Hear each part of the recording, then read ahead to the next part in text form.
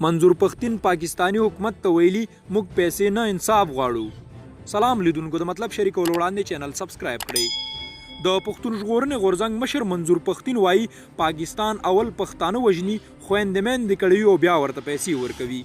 نوموړي پاکستانی حکومت ته په خطاب کې ویلي چې دا د غیرتي خلکو وینې دي، په پیسو نشي اخیستل کېدی. انصاف غواړي او څو پورې چې ورته انصاف نه وي ورکول شوی، دوی به په هیڅ صورت له خپلې پیل کړې مبارزې په شا نشي. پښتون وویل پاکستانی ریاست په پښتونخوا کې په مړو پیسې اخیستې دي، اوس عادت شوي دي، غواړي د هغو پیسو په ورکړه ځان له حساب او کتاب وژغوري چې پوځ د همدې وژنو پر سر اخیستې دي. خو د ده په خبره په هیڅ ډول به د خپل ورور وینې په پیسو خرڅې نه کړي.